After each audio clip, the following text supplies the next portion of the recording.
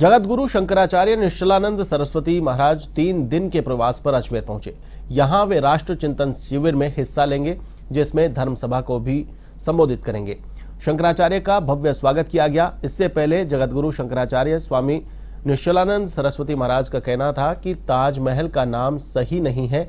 इससे पहले तेजोमालय के नाम से जाना जाता था, जिसका अर्थ शिवालय होता है, जिसे बर्बरता पूर्वक गिराकर किसी कालखंड में इसको ताजमहल बना दिया गया। शंकराचार्य ने अपने बयान में ये भी कहा कि ताजमहल से जुड़े दस्तावेज जयपुर राजघराने के पास हैं, इसलिए उन्हें भी देखना चाहिए और उसके बाद न्यायोचित कार्रवाई की जानी चाहिए। वहीं शंकराचार्य ने वर्तमान में चल रहे बुलडोजर प्रकरण मामले में बोला कि द्वेषता पूर्वक नहीं बल्कि विवेकपूर्ण कार्रवाई होनी चाहिए।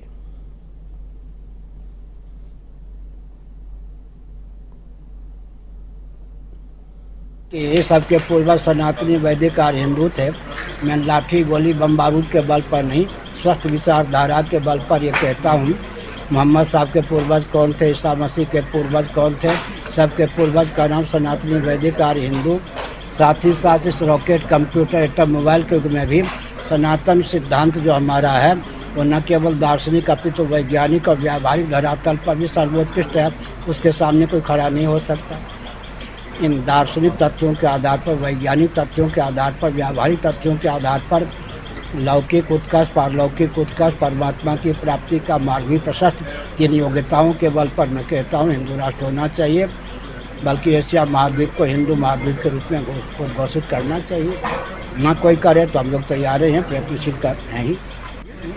से पर्टिकुलर जाति को लेकर आपस में एक विशेष संप्रदाय को लेकर एक दूसरे को अपने आप में तनाव फील करें। ऐसा है कि देशभक्त जो भी हैं भारत में, वो तो तनाव उत्पन्न नहीं कर सकते। एक मैं संकेत करूं, अंग्रेज़ों ने शासन किया, मुगलों ने शासन किया, उस समय जो देशभक्त थे वो देशद्रोही गिने जाते थे। क्या सचमुच में जो देशभक्त थे वो देशद्रोही गिने जाते थे, दंड भी मिलता था। सचमुच में देशभक्त को देशद्रोही न माना जाए, और जो सचमुच में देशद्रोही निवास कर रहे हैं उनका नियंत्रण तो हो ही, क्योंकि भारत का विभाजन अदूरदर्शितापूर्ण हुआ। विभाजन के बाद के भारत को जिस ढंग से ख्यापित किया गया वो भी अदूरदर्शितापूर्ण। कोई भी, किसी के भी पूर्वज हों, कोई दिव्यता स्थापित करते हैं तो बेटे पोते लाभ उठाते हैं। कोई अगर ऐसा कांड रच जाते हैं तो बेटे पोते को उस कांड पर पानी फेरने में समय लगता है। इसी प्रकार पहले जो विसंगति हुई, अदूरदर्शिता का परिचय दिया गया, उसका वारण करना आवश्यक है, लेकिन सामान्य नहीं है, बहुत कठिन भी है। विभाजन के बाद के भारत को भी विभक्त होने का मार्ग दे दिया गया। समझ गए ना संकेत। तेजो महालय, जयपुर नरेश के यहाँ पूरे कागजात थे। तेजो महालय शास्त्र में उसका नाम है, ताजमहल नहीं। ताजमहल का मौलिक नाम है तेजो महालय। तेजो महालय माने शिवालय। ताजमहल के नाम पर जो कब्र आदि की गाथा है, इतिहास से बिल्कुल कृत्रिम इतिहास, उसका नाम था तेजो महालय। समझ गए। तेजो महालय था, वो हमारी कृति थी, अद्भुत कृति थी। उसको किसी और रूप में परिणत किया गया, वो ऐतिह्य तथ्य नहीं है, वो बर्बरता का द्योतक है। तेजो महालय के रूप में ताजमहल का उद्भाषण उचित है, स्वतंत्र भारत में होना ही चाहिए, लेकिन सद्भावपूर्वक संवाद के माध्यम से जितना काम बने उतना अच्छा है।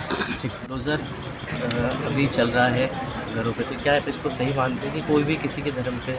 ऐसा है कि द्वेषपूर्वक नहीं, विवेकपूर्वक अगर कहीं बुलडोजर चलता है तो ठीक है। द्वेषपूर्वक नहीं होना चाहिए। मेरे ख्याल में आदित्य नाथ जी द्वेषपूर्वक कोई कदम नहीं उठाते हैं।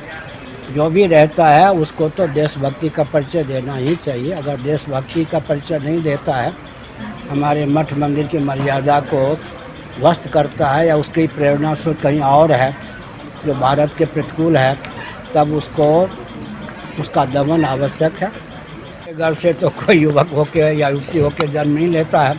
आरंभ से अगर प्रयास हो तो युवक हों या युवती हों दिशाहीन ना हों, लेकिन माता पिता अगर जागरूक हैं तो सद्भावपूर्वक संवाद के माध्यम से नीति और अध्यात्म समन्वित युवक युवतियों को बना सकते हैं। पर जब उन्हीं को ज्ञान नहीं है, नीति और अध्यात्म का उपदेश कैसे दें। जिन महानुभावों को नीति अध्यात्म का ज्ञान है, उनके संपर्क में अगर उनके माता पिता या युवक युवती स्वयं आवें तो उनको प्रेरणा मिल सकती है। मर्यादा की सीमा में कोई भी लाभ उठाकर नीति और अध्यात्म का ज्ञान प्राप्त कर सकता है, अपने जीवन को उन्नत कर ही सकता है। सर, ये जो हिंदुओं के जो मंदिर हैं उन पर सरकारी नियंत्रण को लेकर भी आपने कहा।